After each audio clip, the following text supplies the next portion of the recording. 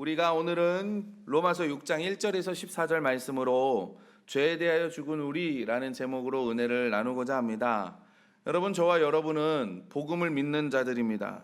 맞죠? 흔히 우리가 복음할 때에는 요한복음 3장 16절을 이야기를 해요. 하나님이 세상을 이처럼 사랑하사 독생자를 주셨으니 이는 그를 믿는 자마다 멸망하지 않고 영생을 얻게 하려 하심이라. 우리가 그 말씀을 우리가 복음의 핵심이라고 이야기를 합니다. 정말 이 요한복음 3장 16절은요, 정말 단어 하나가 뺄 수 없는 복음의 진수들을 우리에게 말씀해주고 있습니다. 그리고 좀 이렇게 또 찾아보면 또 귀한 말씀이 있어요. 에베소서 2장 8절 말씀인데, 너희는 그 은혜에 의하여 믿음으로 말미암아 구원을 받았으니 이것은 너희에게 난 것이 아니요 하나님의 선물이라 라고 말씀하고 있습니다. 여러분, 우리가 인격 수양을 해서 구원을 받는 거 아니죠. 우리가 선행을 해서 구원을 받는다고 아니죠. 여러분, 우리는 이런 것들로는 도저히 구원받을 수 없는 존재들인데 하나님께서 구원이라는 걸 우리에게 선물로 주셨다라는 거예요.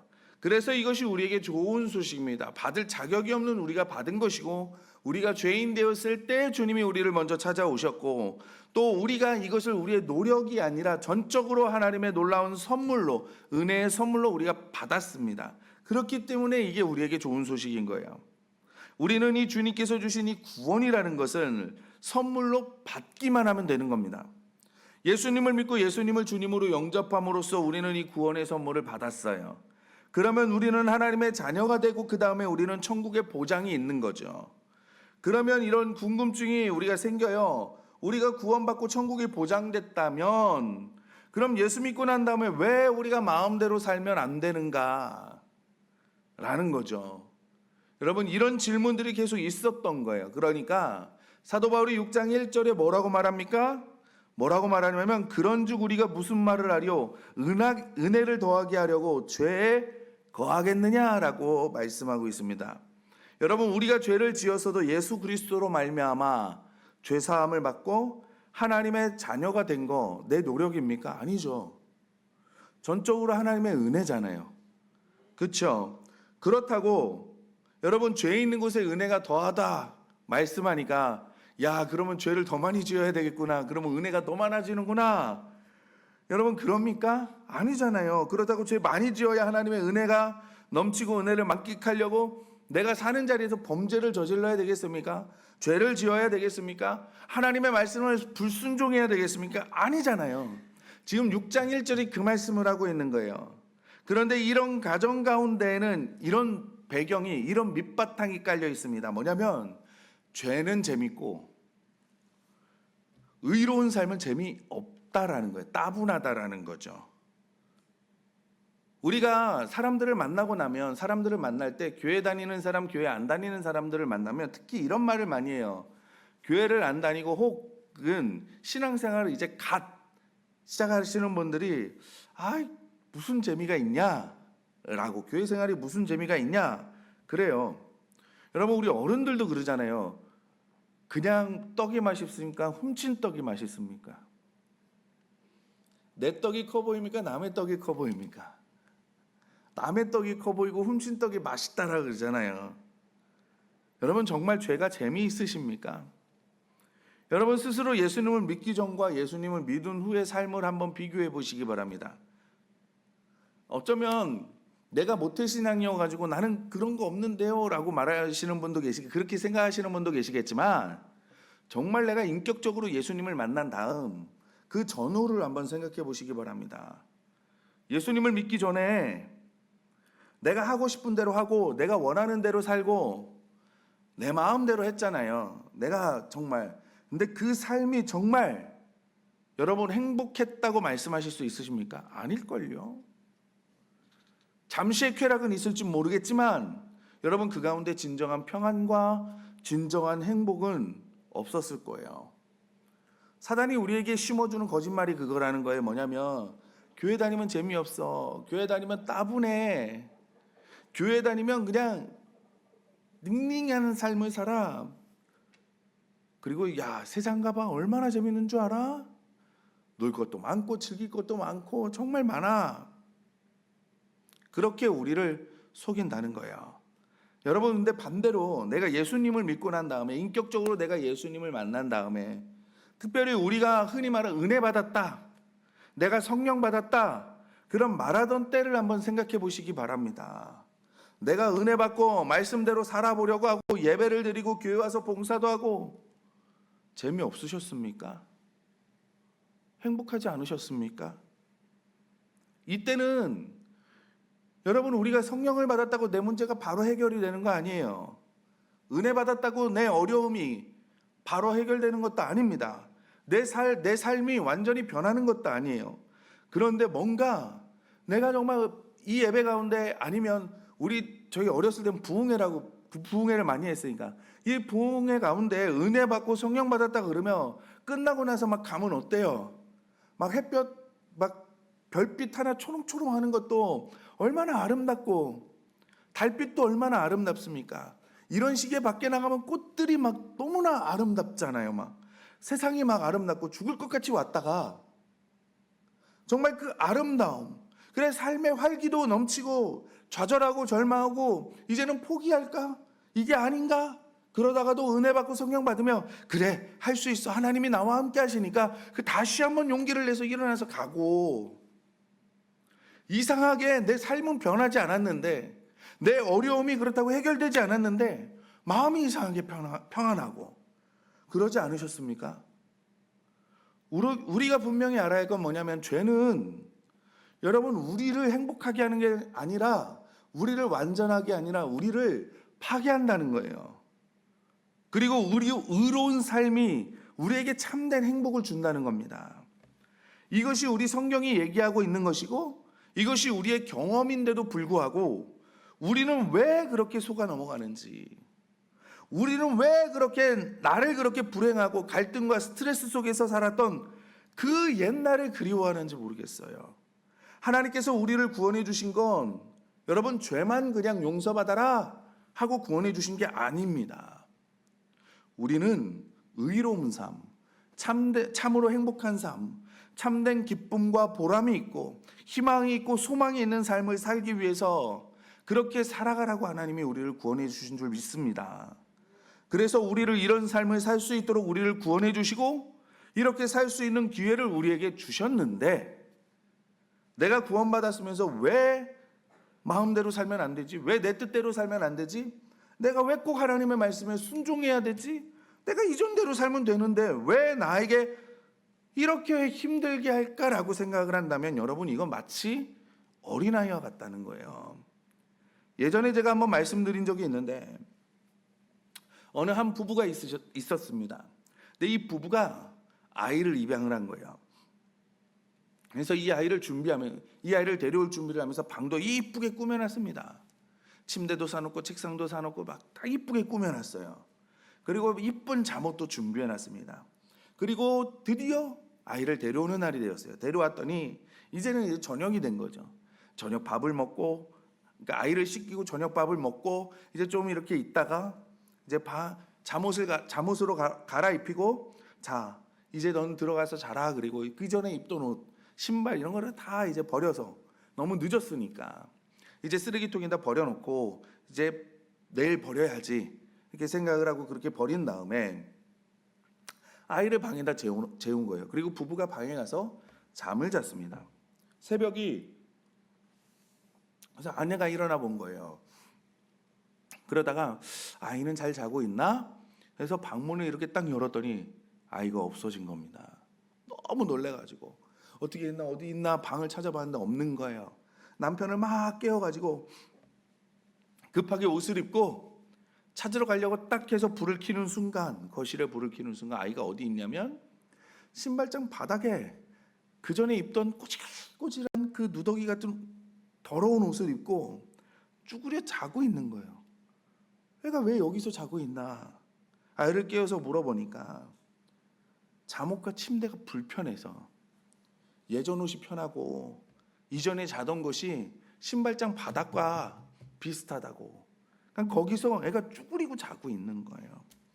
하나님께서 우리를 구원하여 주셔서 이제는 정말 풍성한 삶을 살게 해주셔서 그렇게 살 수 있도록 길을 열어주셨는데, 정말 행복이 무엇인지 알면서 살게 해주셨는데 왜 옛날에 나를 파괴하고 나를 괴롭혔던 그 죄된 삶으로 우리가 돌아가려고 하는지, 그 옛사람을 벗어버리려고 하지 못하고 오히려 이전보다 더 세상의 것을 즐기려고 하냐는 거예요.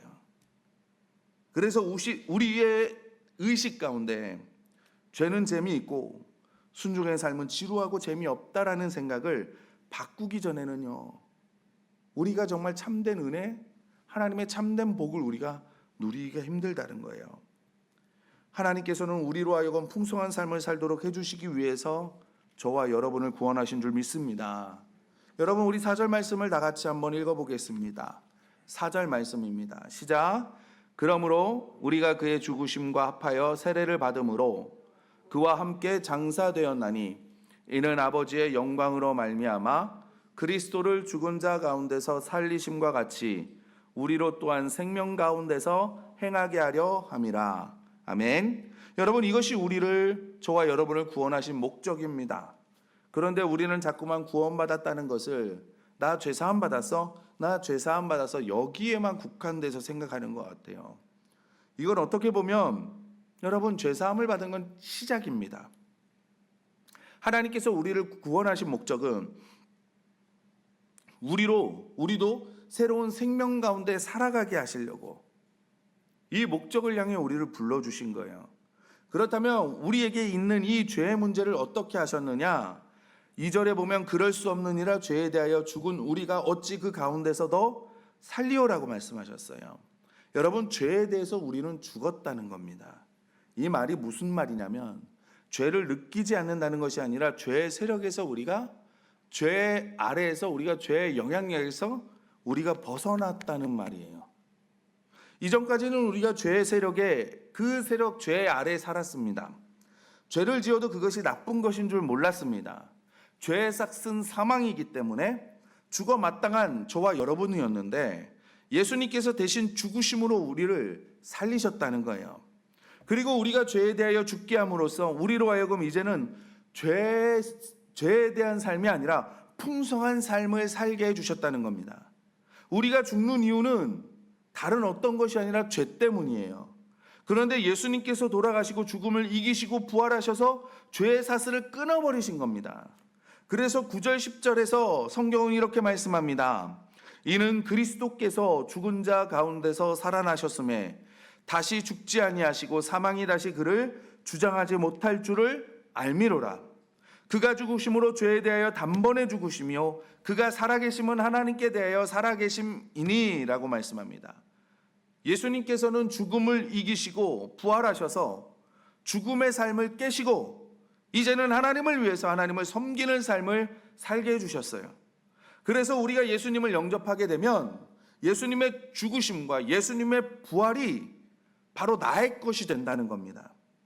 예수님께서 죄에 대해서 죽고 이제는 다시는 죄의 지배를 받지 아니하듯이 우리도 예수님을 영접한 사람들은 죄에 대해서 죽고 우리는 죄에 대해서 이제 지배를 받지 않는다라는 거예요. 그래서 이것을 성경은 뭐라고 하냐면 예수와 연합한다 이렇게 표현하고 있습니다. 이 예수님과 연합하는 사건이 어디에서 일어나냐면 사도 바울에 의하면 세례 받을 때 일어난다는 거예요. 오늘 3절 말씀 한번 3절 4절 말씀 보시기 바랍니다. 무릇 그리스도 예수와 합하여 세례를 받은 우리는 그의 죽으심과 합하여 세례를 받은 줄을 알지 못하느냐. 그러므로 우리가 그의 죽으심과 합하여 세례를 받음으로 그와 함께 장사되었나니 이는 아버지의 영광으로 말미암아 그리스도를 죽은 자 가운데서 살리심과 같이 우리로 또한 생명 가운데 행하게 하려 함이라. 아멘. 그래서 세례라는 건 여러분 단순한 의식이 아니에요. 눈으로 보이지는 않지만 우리가 몸으로 확 체험하지는 않지만 여러분, 이 세례라는 거는 예수님과 내가 연합하는 사건입니다. 예수님이 죽어서 부활한 것처럼 죄에 대해서 죽고 하나님을 위해서 사신 것처럼 나도 세례받는 순간에 죄에 대해서 죽고 이제는 죄의 지배에서 벗어나서 하나님을 위해서 살 수 있게 됐다는 거예요. 그래서 여러분, 이제 우리는 죄의 지배를 받을 필요가 없습니다. 이제는 우리는 의롭게 살 수 있게 되었습니다. 이제는 그 죄 때문에 오는 파괴, 그 속에 머물러 있지 아니하고 참된 생명의 삶, 기쁨의 삶, 행복의 삶을 누리게 되심을 믿으시기 바랍니다. 그래서 이러한 결과를 5절에서 8절이 이렇게 말씀하는 거예요.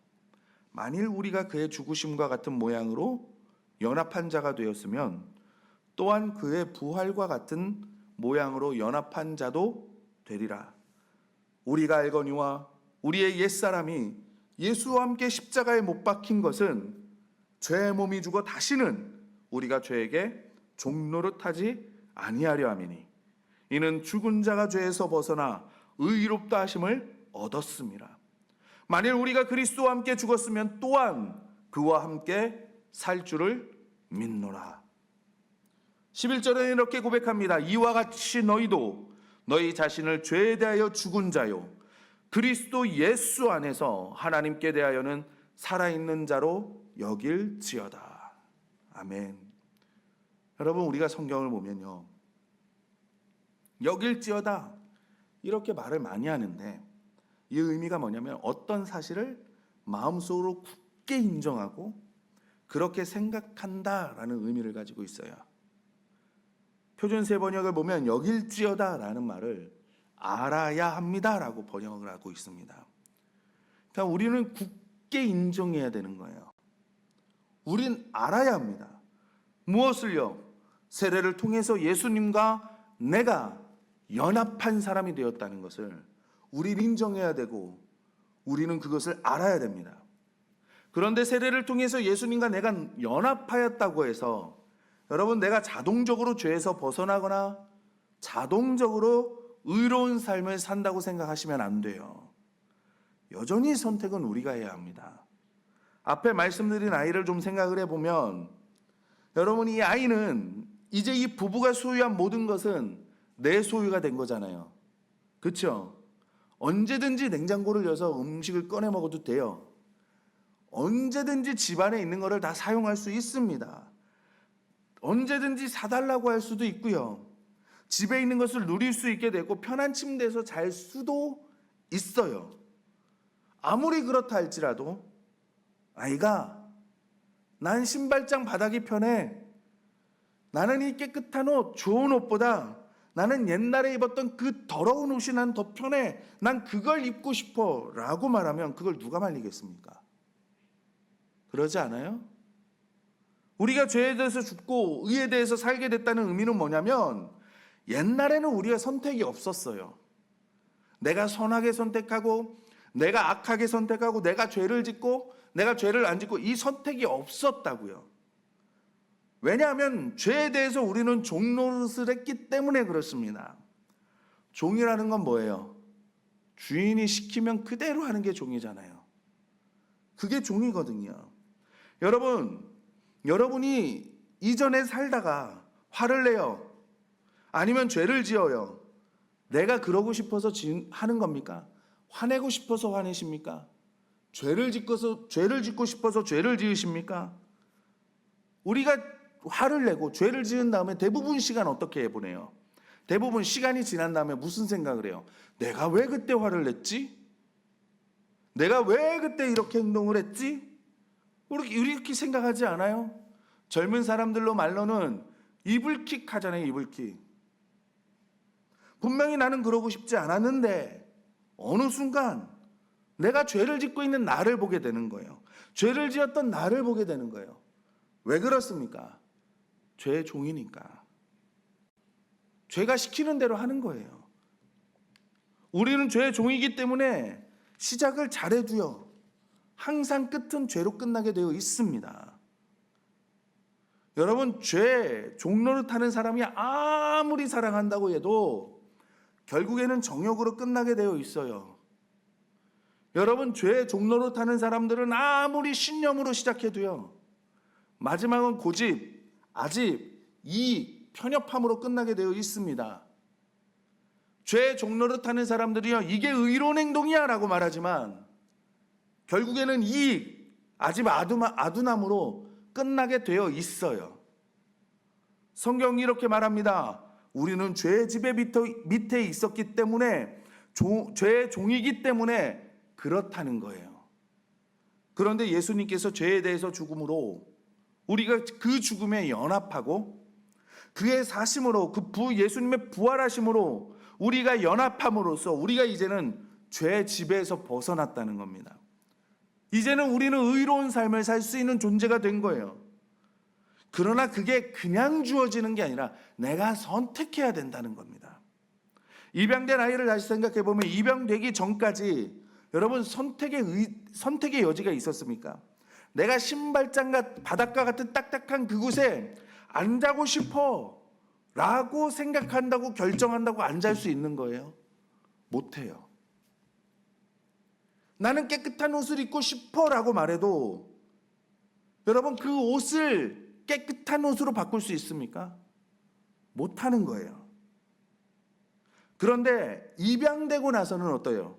입양된 이후에는 내가 신발장 바닥에서 잘지 침대에서 잘지 아니면 깨끗한 옷을 입고 잠옷을 입고 잘지 아니면 더러운 옷을 계속 입고 있을지 내가 선택을 하는 겁니다.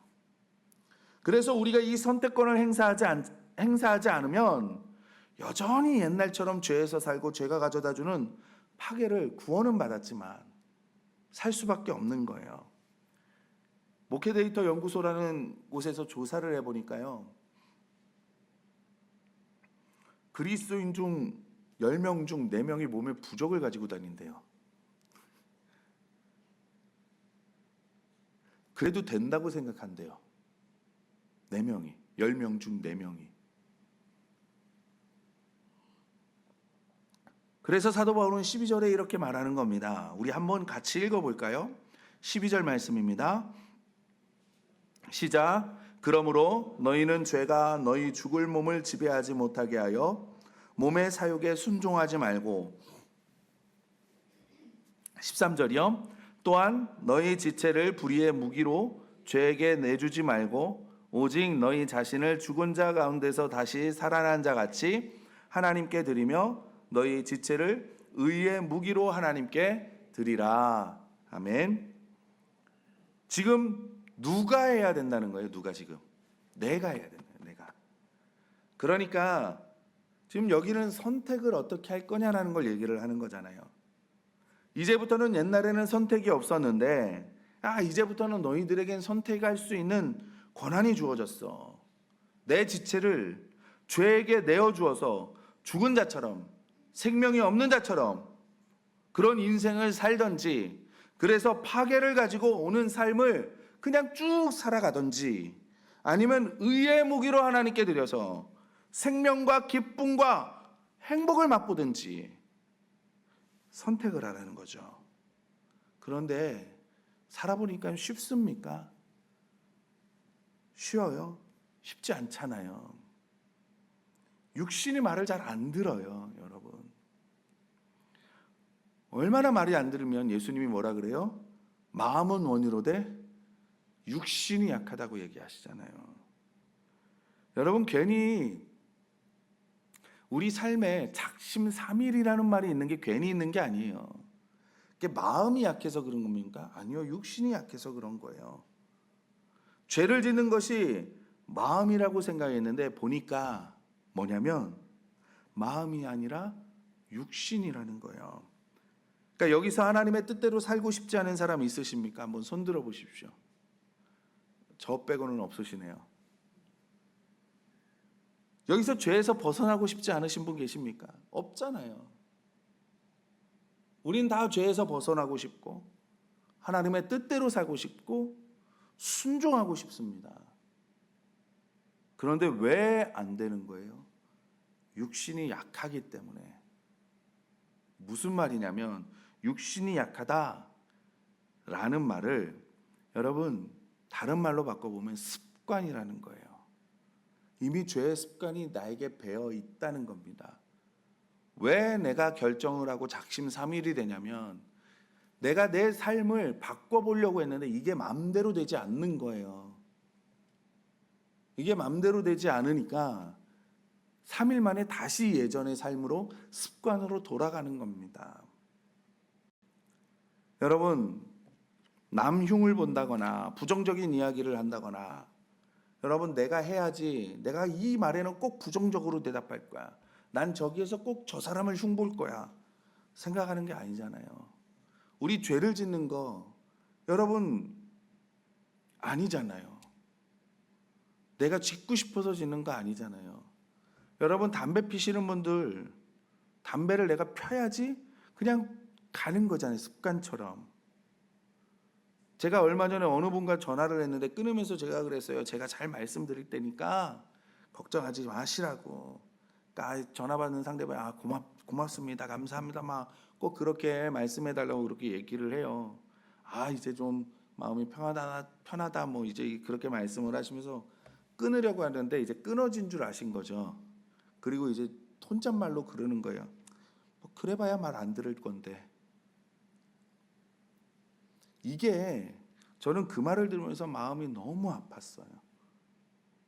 의식적으로 하는 말이 아니라 습관처럼 하는 거예요. 습관처럼. 근데 우리가 그럴 때가 너무나 많다는 거예요. 우리가 신앙생활을 하면서 죄의 습관, 죄 가운데 종로를 샜을 때 살았던 그 습관이 배어 있어서 그것이 계속 나온다라는 거예요. 그러니까 어떤 분이 습관이 영성이라 그러더라고요. 죄 가운데 살던 습관을 이제는 의의 무기로 바꾸어야 된다는 겁니다. 여러분, 이게 하루아침에 되어지지 않아요. 옛날에 죄의 지배 밑에 살던 이런 습관이 여러분 이제는 하나님의 의로운 삶으로 사는 습관으로 바뀔 때 우리가 이걸 뭐라 하냐면 신앙의 인격이라고 말하는 거예요. 신앙의 성품이라고 말하는 거예요. 그래서 여러분, 습관이 바뀌는 데는 시간이 참 오래 걸립니다. 예전에도 저 또한 그랬어요. 교회 다니신다면서 믿음 생활 오래 하셨다면서 왜 저러시지? 라는 생각을 간간히 했었는데 요즘은 별로 크게 그거 보면서 걱정하진 않아요. 그거 보면서 왜 저러시지? 라고 막 걱정하지는 않아요. 왜냐하면 빠르고 느린 것만 있을 뿐이지 여러분 이게 하루아침에 고쳐지는 것은 아니거든요. 신앙생활하면서 엎치락 뒤치락 하다가 차차 서서히 고쳐지는 거예요. 그래서 언젠가 나의 옛날 습관이 정말 새로운 습관으로 바뀌어지더라는 거죠. 저도 그래요. 저도 처음부터 이런 모습은 아니었다니까요. 여러분도 예전과 비교 한번 해보시기 바랍니다. 예전의 삶과 비교해 보세요. 여러분 많이 바뀌셨을 거예요. 말하는 거, 생각하는 거, 행동하는 거 예전과 정말 많이 달라지셨을 겁니다. 그게 뭐냐면 습관과 싸워서 새 습관이 들어가는 거예요. 모든 게 하루아침에 확 바뀌지 않습니다. 아마 처음 시작은 그럴 거예요. 옛날에는 아마 교회 나오는 거 하나도 힘드셨을 거예요. 그러다가 주일날 나오다가 수요일날 나오시는 거죠. 그러다 수요일날 나오는데 비가 오면 나갈까 말까 고민했다가 이제는 비가 오나 눈이 오나 나오는 거잖아요. 고민 안 하시잖아요. 그죠? 그게 뭐예요? 나오는 게 습관이 돼서 그런 거예요. 습관의 신앙의 인격이 되고 성품이 되는 거예요. 그래서 우리의 싸움은요, 습관과의 싸움이에요. 이 습관과의 싸움은요, 우리가 승리하게 되어 있습니다. 왜 승리하게 되냐면 14절에 이렇게 말씀하고 있어요. 죄가 너희를 주장하지 못하리니 이는 너희가 법 아래에 있지 아니하고 은혜 아래 있음이라. 옛날에는 죄가 우리를 지배했지만 이제는 죄 아래 우리가 있을 필요가, 죄의 지배를 받을 필요가 없다는 거예요. 우리가 이길 수 있어요. 처음에는 계속 의식하면서 싸워야죠. 옛날의 습관을 잘 생각해서 자기 습관을 의식하면 여러분 의식할 수 있어요. 옛날에 내가 이런 습관을 가지고 있었구나. 내가 이런 환경에서는 내가 이런 식의 반응을 하고 있었구나. 내가 이런 환경 안에서 내가 이런 식으로 행동했었구나. 이런 식으로 계속 의식을 하는 거죠. 의식해야 됩니다. 요즘 여러분 새로운 삶을 하거든요. 그 안에 큐티를 해요. 큐티. 한 주, 두 주, 세 주 이렇게 하다 보니까 보이기 시작을 하는 거예요. 내 습관이. 그리고 감사일기 같은 거를 여러분 꾸준히 써보셨습니까? 그럴 때 감사일기를 쓰실 때 그 전에 나에게 안 좋은 일이 있고 기분 상한 일이 있으시잖아요. 그걸 적어보세요 한번 매일 저녁. 그리고 내가 왜 기분이 나빴는지 간단하게, 무슨 상황이었는지, 상대방이 어떤 말을 했는지, 어떤 행동을 했는지, 무슨 상황이었는지 간단하게 적으시고, 내가 왜 기분이 나빴는지, 내 감정이 왜 상했는지, 내가 왜 화를 냈는지 한번 이거를 쭉 적어보시기 바랍니다. 그럼 신기해요. 한 3개월 적으시잖아요. 패턴이 나옵니다. 그래서 내가 어떨 때 삐지고, 내가 어떤 말을 들으면 화가 나고, 누가 어떤 행동을 하면 기분이 나빠지는지 패턴이 보여요. 그래서 그 비슷한 말을 들으면 삐져요. 비슷한 말을 듣고 하면 화내요. 누가 비슷한 행동을 하면 내가 기분이 나빠져요. 이런 패턴들이 보여지는 거예요. 그게 보여지면 이제 어떻게 해요? 신경을 쓰는 거죠. 의식을 하는 거예요. 그리고 그것을 가지고 기도하는 겁니다. 그리고 컨트롤하는 거예요. 그렇게 계속 여러분 율법 아래 놓지 않고 은혜 아래 계속 나를 두는 겁니다. 이게 해결하는 거예요. 그리고 우리가 알아야 할 것은 뭐냐면, 내가 이런 습관과의 싸움에서 내가 패배한다 할지라도 절대 이것으로 인해서 하나님과 나의 관계가 달라지거나 나를 향하신 하나님의 사랑이 식는다거나 바꿔진다거나 그러지 않는다라는 것을 우리가 알아야 됩니다. 왜 그렇습니까? 우리는 율법 아래에 있지 않기 때문에, 율법의 정죄함을 받지 아니하기 때문에 하나님께서는 우리를 심판하지 않으십니다. 안타까워하시는 거예요. 여러분, 여러분의 자녀들이 잘못하고 죄를 범하면 심판하십니까? 안타까워하십니까? 안타까워하잖아요. 마음 아파하잖아요. 그게 어디서 온 거예요? 하나님으로부터 온 거라니까요. 하나님께서는 나와 함께 하십니다. 우리는 하나님을 대상으로 싸우는 게 아니라 죄를 대상으로 싸워야 되는 거예요. 하나님은 옆에서 구경하시는 하나님이 아니라 나와 더불어서 그 죄와 함께 싸우시는 분입니다. 우리가 이것을 알아야 되고 우리가 이것을 기억해야 돼요. 우리는 율법 아래 있지 않는다는 것, 율법의 정죄함 아래 있지 않다는 것, 이것을 우리가 알 때 옛날 습관과 싸워서 우리가 이길 수 있다는 거죠. 그리고 은혜입니다. 우리는 하나님의 은혜 아래 있다는 것을 명심해야 돼요. 은혜라는 것이 그냥 우리 죄를 무조건 용서해 주시고 그걸로 끝나는 게 은혜가 아니라, 성경에서 은혜라고 할 때는요, 그거와 함께 따라오는 게 능력이 따라와요. 능력의 의미가 따라옵니다. 은혜로 우리가 구원받았다는 것은 여러분 그냥 구원받은 게 아니라 하나님의 능력으로 우리가 구원함을 받은 거예요. 그래서 언제든지 성경에서 은혜라는 말이 나올 때 능력으로 대체해도 여러분 우리가 큰 문제가 없습니다. 하나님의 은혜, 하나님의 능력. 그래서 내가 율법 아래 있지 않다 하는 것을 생각하고, 그 다음에 나를 은혜 안에 놓는 거죠. 하나님의 능력 안에 두는 겁니다. 하나님의 능력 안에 둔다는 건 뭐냐면 내 죄를 인정해야 돼요. 우리는 자신의 죄를 합리화할 때가 너무나 많이 있습니다. 인정해야 돼요. 내가 죄인이다. 내가 이런 죄를 지었구나. 저 사람이 나를 화나게 하지 않았다면 나는 죄를 짓지 않을 거야. 이런 생각을 하는 게 아니라, 내가 잘못 결정했구나. 내가 잘못 판단했구나. 내가 편협했구나. 내가 이기적이었구나. 내가 나만 생각했구나. 이런 것들을 우리가 인정해야 됩니다. 여러분, 우리는 이기적인 사람이에요. 우린 교만한 사람입니다. 나는 죄를 지은 사람인 거예요. 하지 말아야 될 걸 알면서도 우리는 하는 존재라는 거예요. 이걸 인정하자고요. 내가 죄를 지었다는 거. 그리고 이제는 자기의 무력함을 고백해야 돼요. 내 힘으로는 나는 이 습관과의 싸움에서, 이 죄와 싸움에서 이길 힘이 나에게는 없다는 거예요. 이걸 고백을 해야 됩니다. 여러분, 이 죄를 인정하지 않으면, 그 죄를 인정하지 않는다는 그 이면에는 뭐냐면 내가 할 수 있다라는 생각이 있는 거예요. 아니요, 나는 이것을 이길 힘이 없습니다. 내 힘으로는 이길 수가 없는 거예요.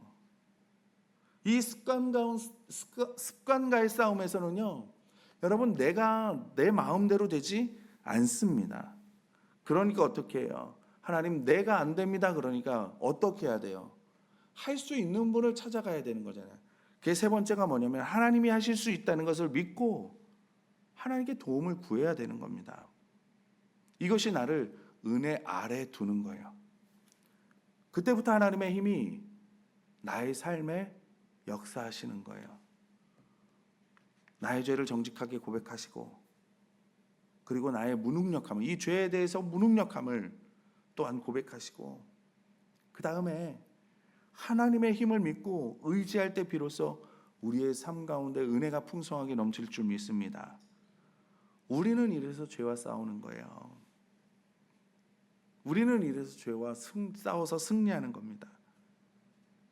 옛날 습관에서 벗어나시기를 바랍니다. 이러한 삶을 살려고 하나님께서 우리를 구원해 주셨어요.